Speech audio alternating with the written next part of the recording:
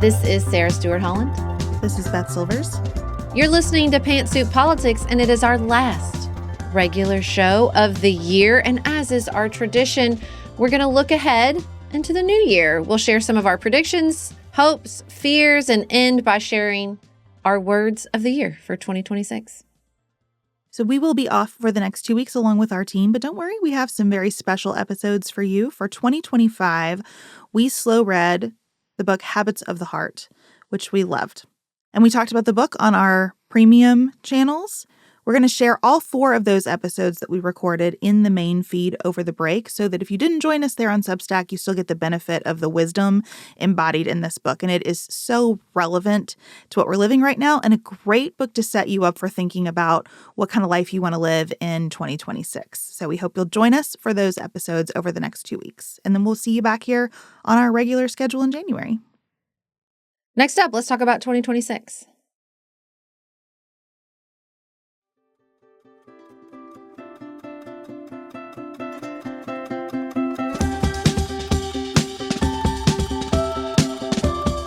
Beth, I thought it would be helpful to review some of the big events we know are coming in 2026. Obviously, there will be lots of unexpected happenings, but at least let's orient ourselves around what we know is coming.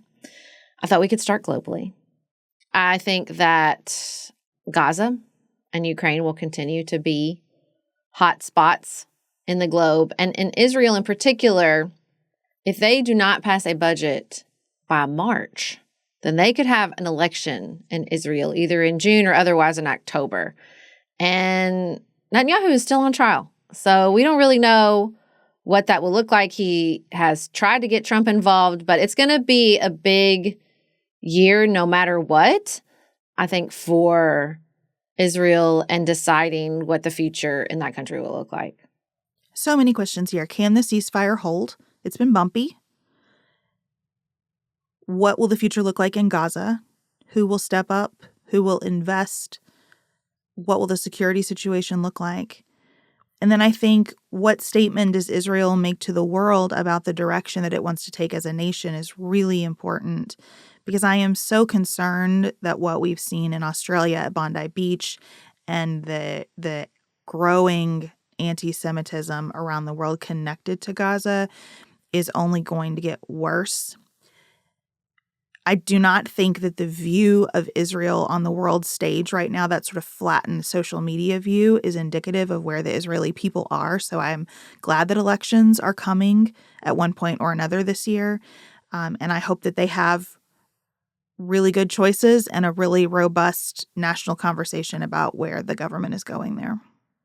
Well, and we're having a similar conversation in Ukraine. I am hoping in 2026 we see a ceasefire there as well. But I do think no matter what, we might see an end of Zelensky's leadership. He has been not completely swept up in this corruption investigation, but his number 2 has been. He is now saying he will hold elections in the next 90 days if allies can guarantee the security of the election. But I just think that the difficulty of this moment and the frustration of the Ukrainian people, and what I can only assume will be increased frustration in the face of inevitable sacrifices over the course of the ceasefire negotiation, mean that you could see a shift. And I hope it is, I don't want him to run out of town on a rail, but it just seems like, and I'm not even mad at him. I just think that the difficulty of this particular leadership position means that it's going to run its course, like he's not going to be in that position forever. And it seems like the Ukrainian people are frustrated. It seems like he is frustrated. Allies are frustrated. It's just an incredibly difficult position that Ukraine is in going into 2026. I hope for him that he holds elections, that they go smoothly, that Russia doesn't make those elections meaningless by interfering in profound ways. And I hope that he's able to step aside graciously. I think he has done an incredible job. There is not going to be a perfect job done in a position like this or any leadership position, but what he has given to his country is tremendous. And also, this was been grueling and awful, and someone else should claim the mantle and try to figure out how to get some movement going forward here. I mean, I guess he could win because it's not out of the realm of possibility that he could win if he decides to stand in any elections they have. But I just think that it seems that over the course of the war, sacrifices have had to be made. You're not going to come out of a situation like this, popular with everyone, unscathed. And, look, I think broadly, I have concerns about Europe generally in 2026. I don't know what the hell France is going to do. They've got to figure it out. They cannot keep rotating. I was reading a thing about how Italy and France have changed positions, that Melania has, stayed in power. I'm endlessly fascinated by her. I'm probably not even secretly a fan. I'm just openly a fan. Because Italy has always been a tough nut to crack, but she seems to have cracked it. She's got their deficit under control. She's staying in leadership. Meanwhile, France, the steady, position in Europe is the one that's sort of crumbling. I think Labour's struggling in UK. There's going to be a big election in Hungary. So also they're under constant attack from Donald Trump and this administration. So I just think Europe is also in a real tough spot going into 2026. Yeah, if I were Zelensky, I would not run again. I just think I would say to the people, listen, I've taken this as far as I can take it. There are a couple of paths forward, but we need to put candidates forward who represent those different paths and let the people decide here. That's what this has been about, our sovereignty. And we need a real conversation about what our sovereignty requires of us. And I agree with you.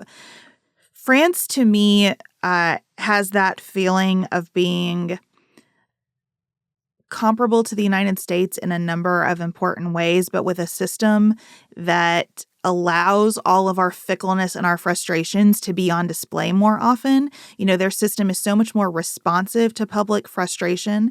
And the conversation about the relationship between wages and prices in France is the conversation we're having here. They just have a lot of vehicles for it to be much more disruptive. And so I'm going to be watching that really carefully. And then, of course, we have China. I think that China might invade Taiwan in 2026. That's my hot take. That's my hot prediction. I don't know if it will be a traditional invasion. There's a lot of talk in the security community of a gray zone warfare where they'll just continue to heighten cyber attacks and economic coercion and military drills. But they're clearly building up their commercial fleet and lots of other areas to increase the pressure to the point of breaking, which I think could be in 2026. That's interesting. I would really like to talk with Jane Perlez about that. I know that she was more optimistic about Taiwan the last time that we talked to her. Taiwan is so different from Hong Kong. But man, when you look at where Hong Kong is today versus where it was when we started the podcast and even just a few years ago, it's really depressing how fully and really smoothly Chinese control has come into fruition there. I wish almost that I could be a fly on the wall in a CCP meeting to hear, did Hong Kong go about according to plan? Was it easier than you thought? Was there more resistance than you thought there would be? I think Taiwan is really different in a lot of important ways, but I agree with you. The pressure is mounting and the objective feels very clear. So what the next steps are, I don't know, but I'm interested in talking to experts about that. And I think it'll just be interesting to see if China continues to surge with regards to renewables and with regards to artificial intelligence, especially as they gain access to some of the chips so many have tried to prevent them gaining access to. I don't think that our trade war with them has fundamentally hobbled China's economy or even the Communist Party in any real way. So, it will continue to be an area of the world that is of massive importance going into 2026. Well, the Trump foreign policy doctrine this year has coalesced so clearly around enrichment for the president personally and enrichment for the top echelons of our socioeconomic sphere that I think we've really backed off on all this Chinese hawkishness. And I think that could open a lot of doors for China to change its position on the world stage and to build up new capabilities. I'm not saying it's all bad, because I think, as we discussed with Jane, the last time we talked with her, the Cold War state with China has never really made sense. But I am concerned that we are going to take our eye off the balls that pose real threats to the United States, because we are so interested in economic prosperity defined in a very particular way by this administration. Well, and that is sort of the Venn diagram of domestic and global issues, which is the prosperity as defined by artificial intelligence and the arms race taking place among American companies, but also globally with China. It just seems like we have decided to put all our chips on artificial intelligence. That's not slowing down in any way, shape, or form moving into 2026. Even with the heightened conversation of an AI bubble, there's still just this doubling down among the administration and among these companies with this technology, with this sort of focus of our entire economy. And I don't see that changing at all in 2026.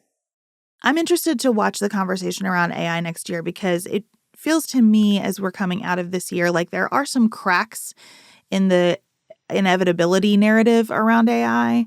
And there are people pushing for reasonable regulation. There is a fight about whether the states have the power to regulate AI or whether it should all be done at the federal level. I think intuitively people don't like the idea that it would all be done at the federal level, even as we don't have a ton of patience as Americans for talking about state legislation. So I'm just curious to see where that goes. I think what is going to be so interesting as we move into next year with regards to artificial intelligence is the temptation in our language and our analysis is to compartmentalize it and to silo it. And we're talking about these very specific companies, and we're talking about the race for artificial general intelligence. But its tentacles are just lengthening into so many areas. Like, I think it's really reordering the internet and changing the way we use the internet, and particularly changing social media. I don't know if it will further people's turn away from social media by inundating it with such slop. I do think the AI ads, there's reporting that Facebook knows that these Chinese ads are fraudulent. I told on the slop episode, I follow a woman who's like, I knew this was fake and I ordered it anyway just to see what would show up. That sort of side of things and people's attention to that side of thing is growing. So I don't know if people will just be like, forget it. I don't want to be here. I don't know I think it's so interesting to think about the ways that artificial intelligence could change websites. If the idea is we're just interacting with the AI and the AI is searching the website, well, you don't need to spend a lot of money on a beautiful website design because you're not engaging a human brain. You're engaging artificial intelligence to gather the information that you want customers or clients to receive. I think it's really interesting to think about that. And I think it's absolutely going to tighten and increase the tension around bioethics.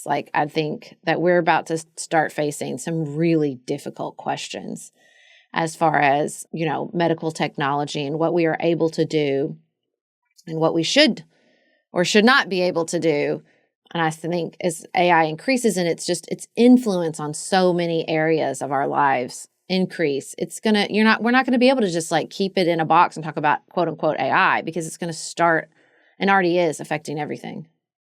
Yeah. And there are kind of dual tracks when you start talking about it in particularity. So those bioethical questions emerging at the same time that healthcare and health insurance is becoming completely unaffordable. I watched the president's address on Wednesday night to the nation and heard him saying that he's rolling out plans that are going to make our health insurance fantastic. We're going to get better plans at cheaper prices.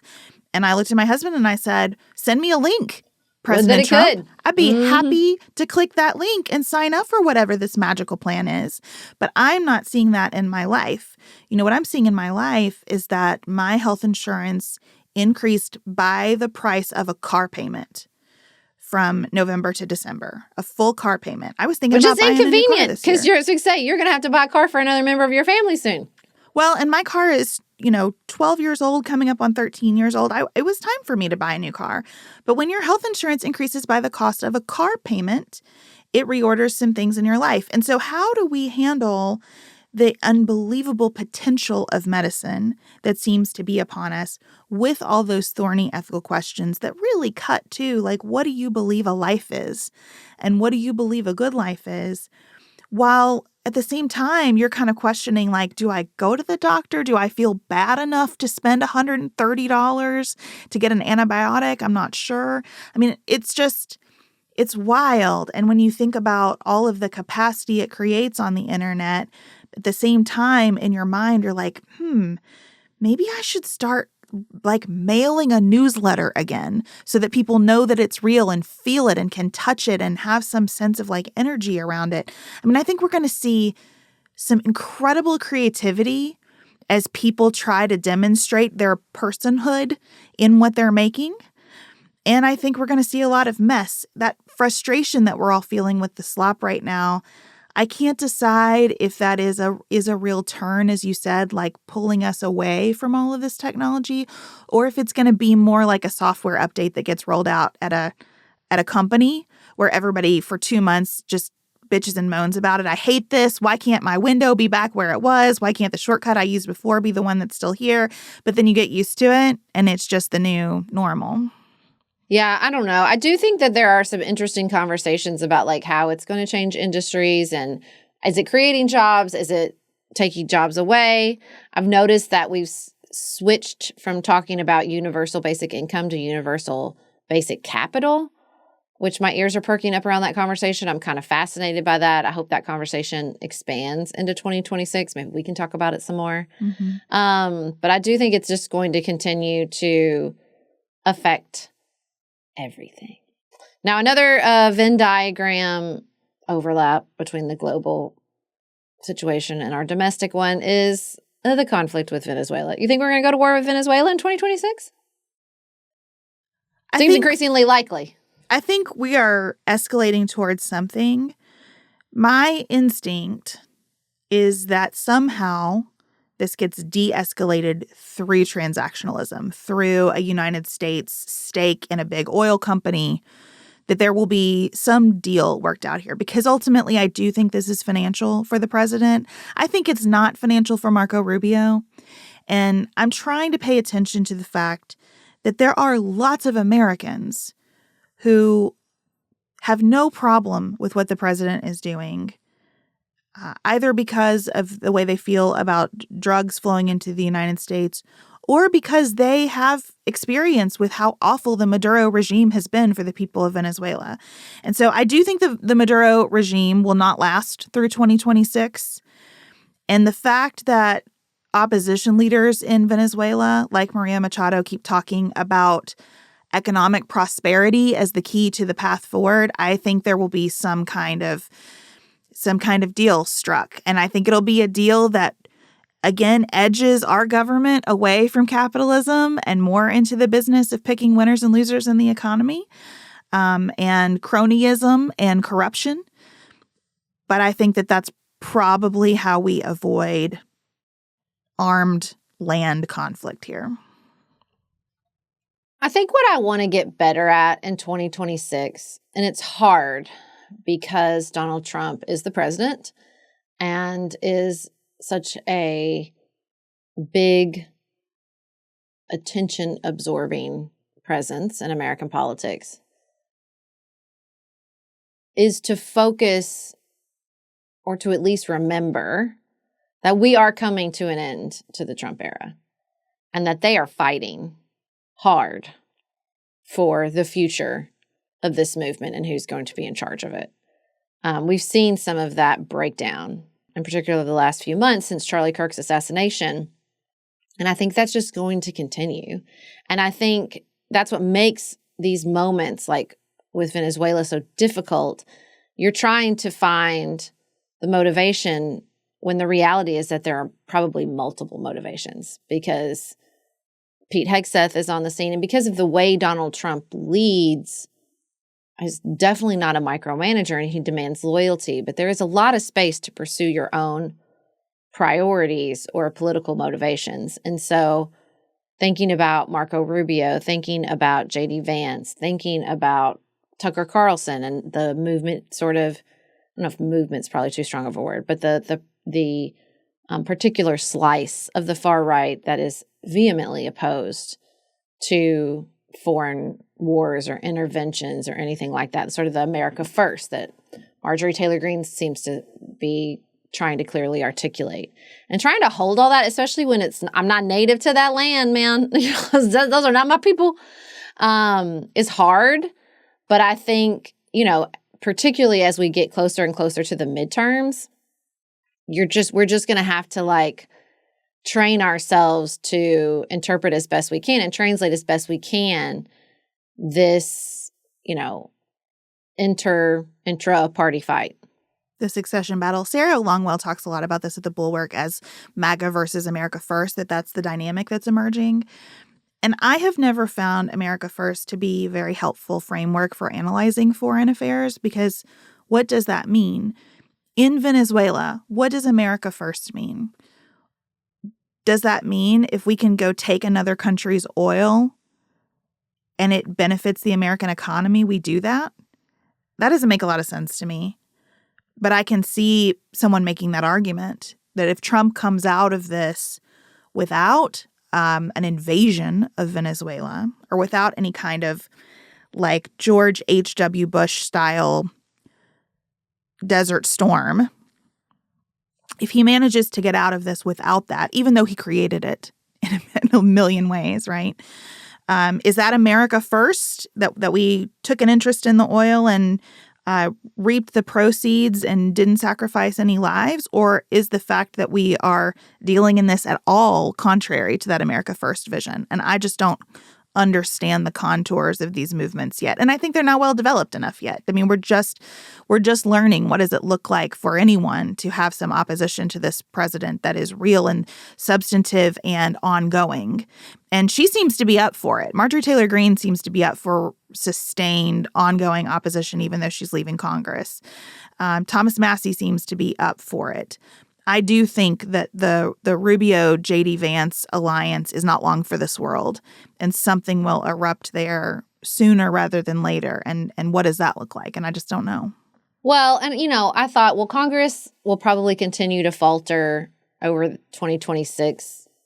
But I don't know. It seems to be waking up a little bit. I think the closer we get to the midterms, the more people are finding their inner bravery.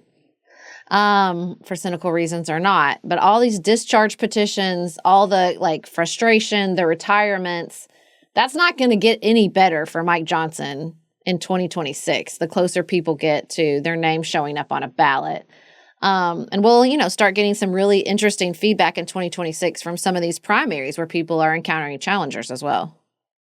I wonder if we'll see a leadership change in both parties in the House of Representatives, because I think with Johnson and Jeffries, the best that you can say is that they have tried to, like the cat in the hat, stand with one foot on a ball and one tray over here and a fish tank on their heads and just muddling through. And you can't muddle through an election year. There's too much at stake for both parties to muddle through an election year. So I'm really interested in who emerges as a clearer voice for the parties. And I think that once we see personnel changes in Congress, we will see personnel changes everywhere in Congress. I don't know. I mean, I definitely think the Democrats will take the House. I don't know if this is a hope or prediction that the Democrats also take the Senate. I think Schumer is more likely to lose his leadership position than Jeffries, because for Jeffries to lose his position, someone else has to want it, and it's a shit job. So I think that'll be interesting. I don't think Mike Johnson is long for this world as far as leadership.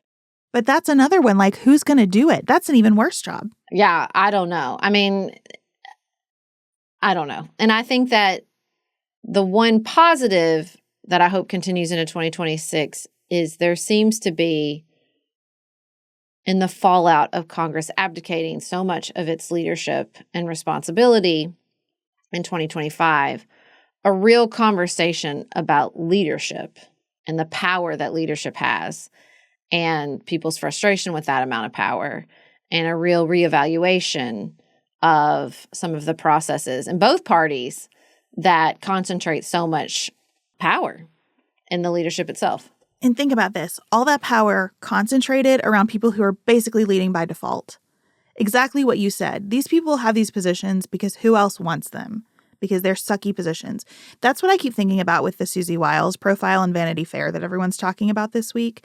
What you heard is that she is going to sit in this chair, one of the most powerful chairs in the world, because who else could do it? Mm. When you have that level of authority because who else could do it, that's a recipe for disaster. Like the frustration will mount. If I were a political opponent of Susie Wiles, like within the Trump camp, I would have read that Vanity Fair piece and not thought she's going to get fired because she said some things that probably in retrospect she wishes she hadn't. But I would think, oh, there's a move here to be made because she's admitted to a lot of weakness in this role. We have a lot of places where you can see an incredible amount of weakness on display. There are so many vacuums to be filled. That's what the discharged positions represent to me. A fundamental weakness and people saying, well, then I'm going to exploit it. And I'm going to carry my flag as far as I can go down the field and see what happens.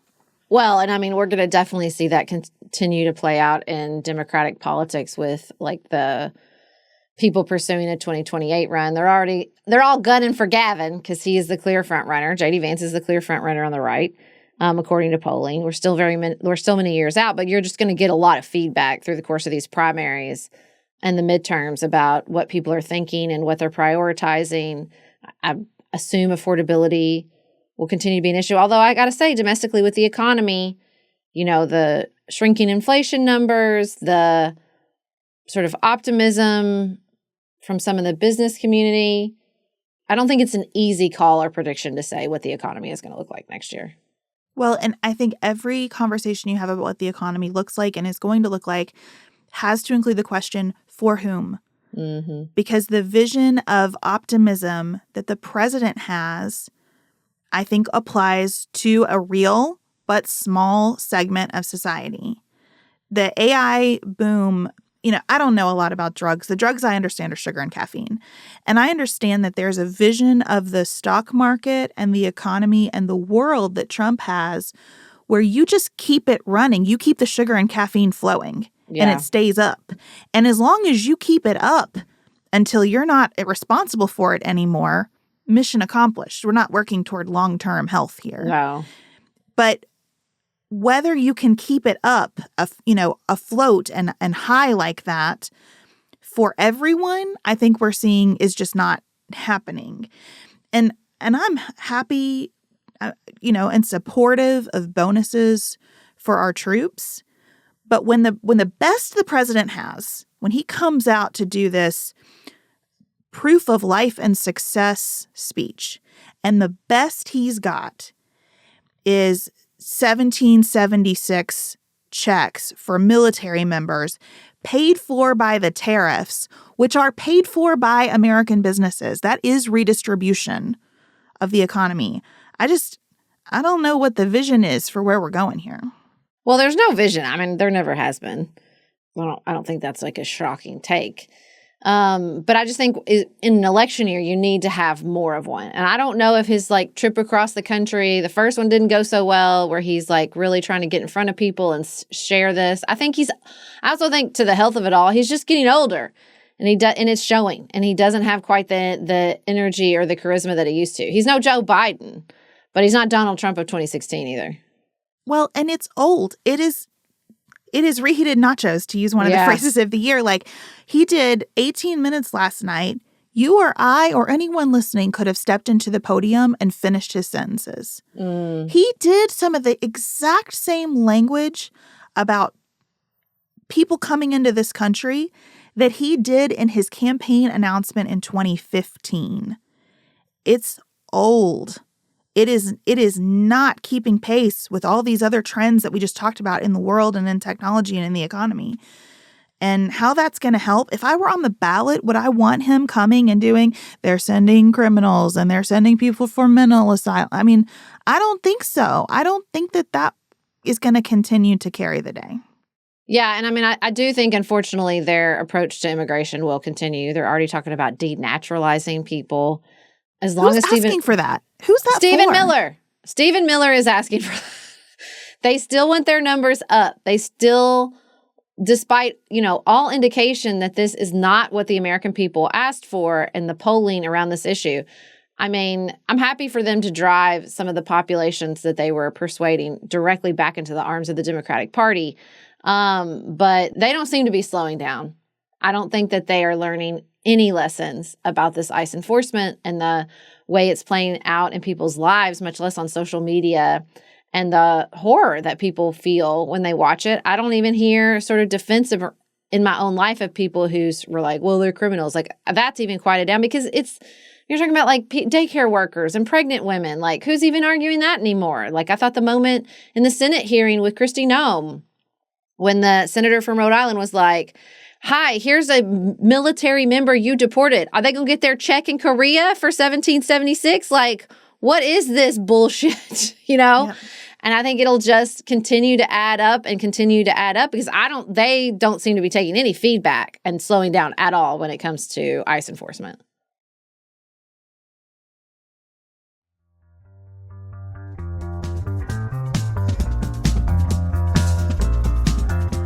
Also, to the health of it all, I do anticipate some sort of pretty bad situation with the FDA or the CDC under the leadership of RFK, either a dangerous foodborne illness outbreak, a viral outbreak. I just think that the way he has decimated those agencies is going to manifest in some terrible public health disaster.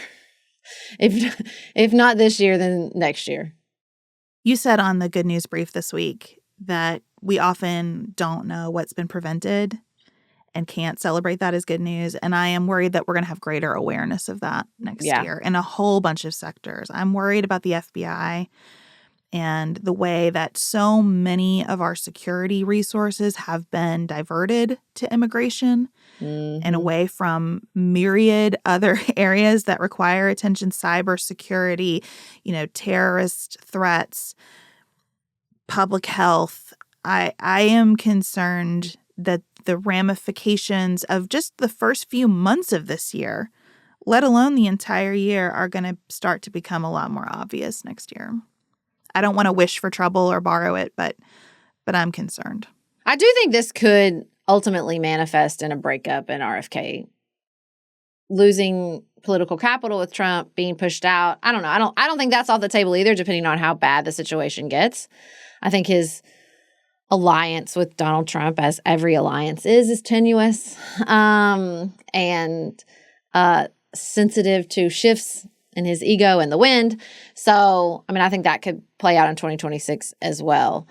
How you feel about the Supreme Court decisions coming our way in the summer of 2026? We'll get the voting rights case, trans women participation in sports, campaign finance. I got a lot on the docket. Look, the Supreme Court is not going to make anything better next year. No, that's my overall prediction. I think the Supreme Court could make things so much worse and so much more obviously off the rails that it is electorally helpful for Democrats. I think you could see the Supreme Court just lifting pretty much all campaign finance limits. And I think the public, on a bipartisan basis, does not want that. I think you could see the Supreme Court continuing to allow state legislatures to draw their maps however they want. A toddler scribbling in the car would have more geographic integrity than what we're seeing from state legislatures. And the Supreme Court has said extremely clearly, we don't care. You can be as partisan as you want. And I understand the legal reasoning behind that, but that is not what the public wants. So the Supreme Court is going to keep opening the gates, and we are going to have to be electorally responsive to that. Yeah. I think you're right. I think it could definitely empower a lot of constituencies going into the midterm. And I hope that if the Democratic Party gains power congressionally in the midterm and hopefully presidentially in 2028, we make some big changes to the Supreme Court. They are past due, in my personal opinion. Not saying we'll see that in 2026, but maybe we'll see a more clarified, motivated movement to put those procedural changes in place.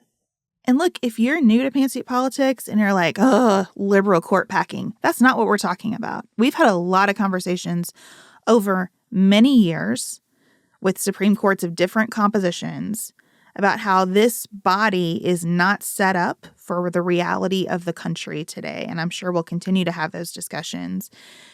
I think that you and I both have a perspective that whatever the outcome in the short term, there are just fundamental process changes that have got to be enacted for Americans to feel like this government is capable of working for everybody. And those might go like very far in a direction that we're uncomfortable with for a while. You've seen data lately that more people voting in 2024 would have meant a bigger Trump victory. But still, I think more people need to vote, and we need to make voting more accessible for more people. So this is not about power grabs and shortcuts. It's about like the long-term health of the body politic. Well, I think the long-term health of the body politic is increasingly a topic of focus and conversation, if only among what I will call the intelligentsia. Because it's manifesting in everyday Americans' lives too. I think people are tired of the cruelty and the fighting and the partisanship and polarization. I really feel, in my just everyday existence, certainly from our audience, but broader than that people are exhausted by the hate and the violence and the cruelty, and that there is a real yearning for what it means to be a good American, to be a good citizen, to be a good person, and to have purpose, and to have this focus on civic virtue, which is something I hope we can talk about a lot more in 2026. Like, not just letting, market forces, be it through the, all the way on one end of the spectrum with the corruption in the Trump administration, or, all the way on the other end of the spectrum where everybody's just voting based on the economy. I think that people are just ready to, hopefully in 2026, build movements, build organizations, start conversations in their local community, run for office, and just say, we have to have a focus on purpose and meaning and virtue. And what does it mean? What are we doing here together? Are we just going to fight? Is that it? It does seem like the sort of 2025 was the cresting of the Civil War orientation. And are we coming for a fall apart? And more of, okay, if we don't want to do this forever and we're not going to split up, what comes next? I guess I had Dr. Seuss on the brain today because I keep thinking about the president's address last night as here I am, just a who down in Whoville getting ready for Christmas. And here he comes from the tower to yell at me for 20 minutes about how ungrateful I am for his leadership and how everything bad is not as bad as we think, but if it is really bad, it's somebody else's fault. I mean, that was the message. That was his Christmas message to the nation. The tone was so angry old man. I asked Chad what he thought about it. He watched with me and he said, this is the psychology of an 80-year-old man who's angry at the world. And I don't know anybody who's looking for that energy. Mm-hmm. I think what you said is right. People are willing to make some sacrifices for something. You heard a lot of this post-election, and as the tariffs started to roll out, the people we've spent a whole year talking about, the Joe Rogan listener, the Theo Vaughn listener, the economically disenfranchised saying, hey, I'm open. If the tariffs bring back some good jobs to the United States, I'm willing to pay some higher prices to get there. You have to sacrifice. I think fundamentally people know things are hard. They have a cost. There are trade-offs. The problem is, I'm not sure the president knows that. No, he And I doesn't. certainly don't think the president has the stomach to wait a little bit and work on something for the long term, like you said, with a vision for where he's going. And so I'm so hopeful that candidates from both parties, new parties, no parties, all over the place, that some candidates step forward next year who can say, here's my vision. This is what I think we could do. And it will take some sacrifice. Here are the downsides of it. But here's where we're going. And I think we're all ready to go somewhere together. Well, and there are lots of things to look forward in 2026. I mean, the semi-quincentennial, America's 250th anniversary. I'm very excited about it. I've already mentioned that repeatedly. That's an excellent opportunity to have this conversation. Are we going to have leadership through the presidency at this important moment in our history? We are not, unfortunately. But that doesn't need to stop us. We can have this conversation in lots of different ways in our decentralized, big, messy country about what this means to celebrate our 250th anniversary and what we want the next 250 years of America to look like, because I want there to be another 250 years of America. I think this is a really exciting moment in 2026. There's also been so much conversation for the last couple of years about civic literacy. Mm-hmm. And I hope that we can support our schools as they step into some bravery and reinvigorate our civic curriculums. Like, what a fantastic invitation to do that from the calendar. And I would love to see schools really engage with the community. I would love to be part of efforts to really reinvigorate that civic curriculum with this opportunity.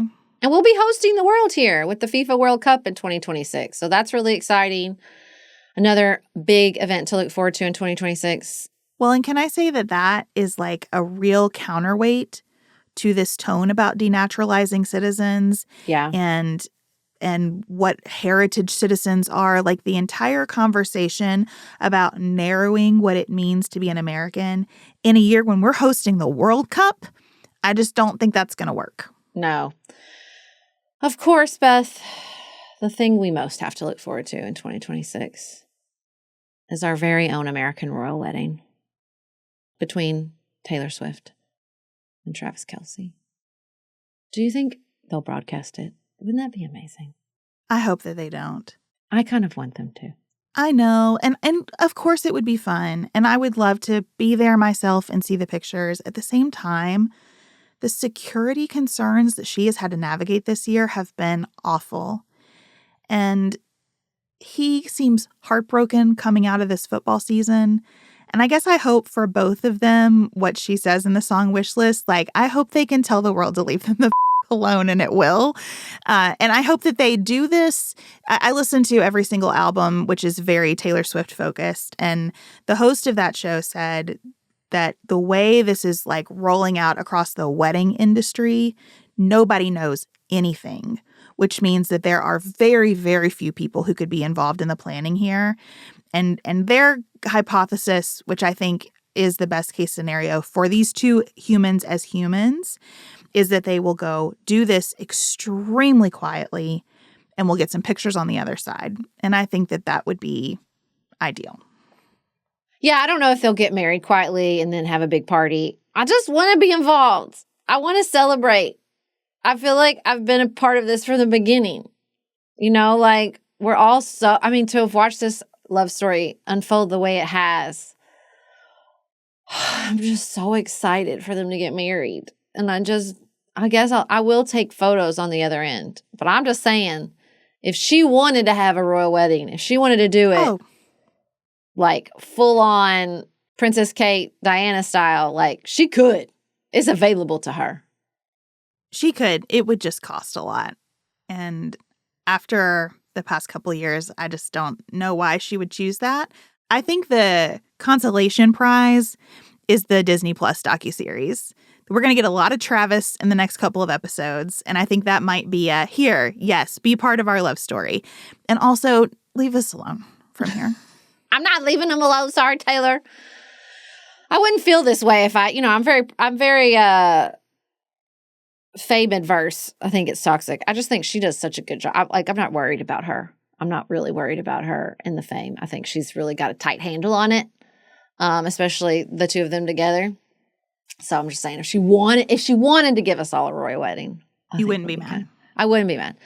There's all kinds of other fun, like pop culture things happening in 2026. There's going to be an Avengers Avengers movie. Did you know this?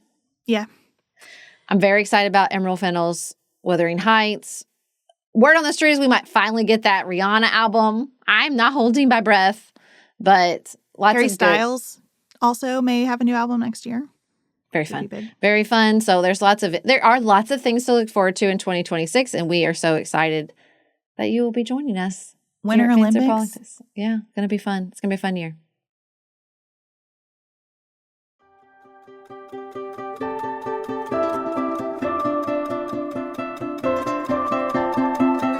Beth, usually on the last regular show of the year, we check in on our words of the year for the previous and declare our new word. Yes, I'm excited to hear yours. So what was your word of 2025? My 2025 word was calibrate. I really tried to just turn the dials this year, not make any enormous changes, but turn the volume and intensity up and down in relationships as needed, in my reactions to things politically, in the way that I worked. And I felt like it was a very pragmatic, successful word for me this year. I felt like it offered something when I ask it questions, which I think is what a good word of the year does, right?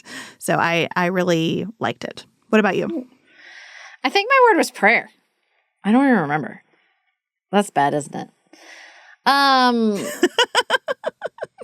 I don't know if it really worked great.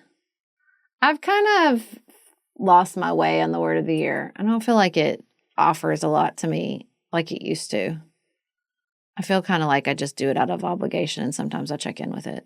Maybe I should do I follow Susanna Conway, and she does like a word of the year journal. Mm-hmm. Maybe I should do that. I don't know. So are you going to do one for 2026, or are you off the practice?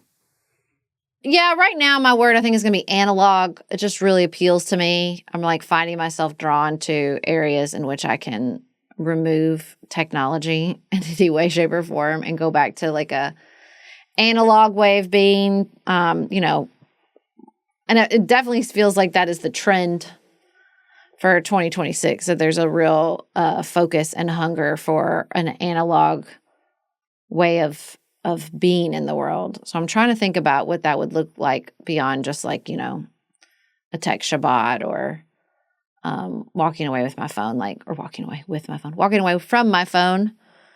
I read a lot of print books anyway. I'm thinking about maybe like a more analog way of being with my family and entertainment. I don't know. I'm up for ideas. I would love to hear people's analog ways of being in the world. What about you? What's your word?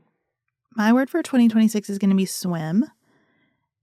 I have experienced a lot of what I would describe as like currents this year, and I think that's probably going to continue to be true.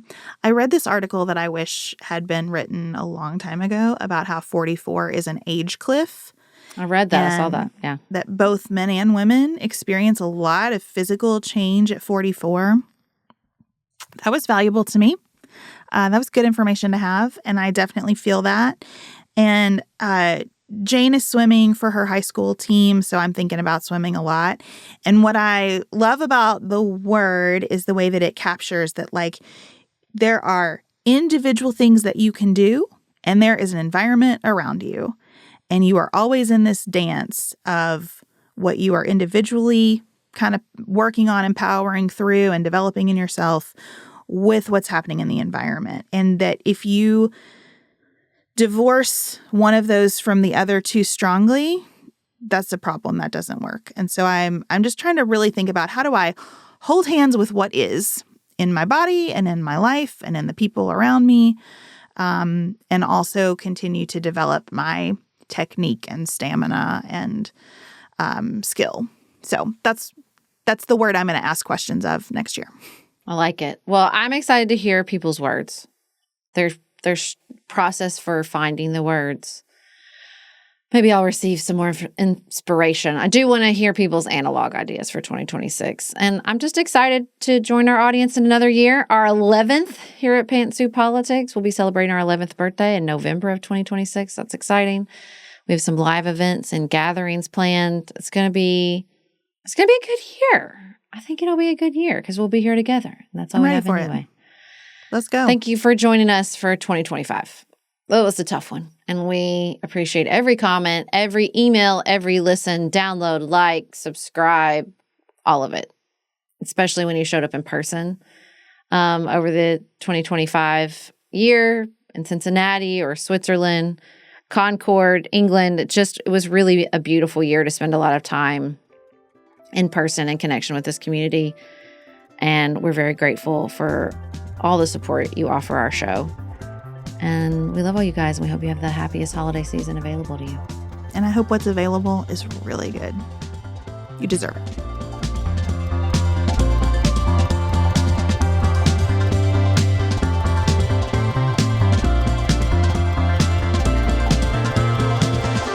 Pantsuit Politics is produced by Studio D Podcast Production. Elise Knapp is our managing director. Maggie Penton is our director of community engagement. Xander Singh is the composer of our theme music with inspiration from original work by Dante Lima. Our show is listener supported.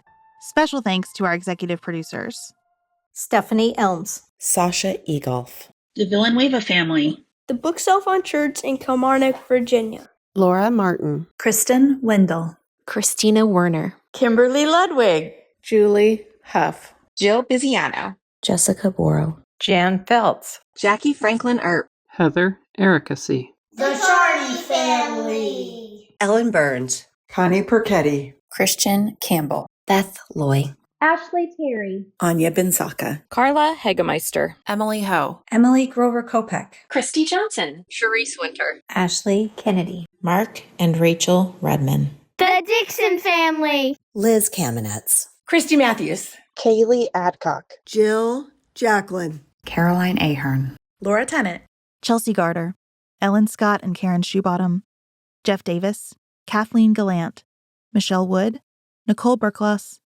Norma Starry, Paula Bremer, Sarah Little, Vicki Jackman, Will and Jess Conway, Molly Smith, Melinda Mullet, Amy Flannery, Janelle Baker.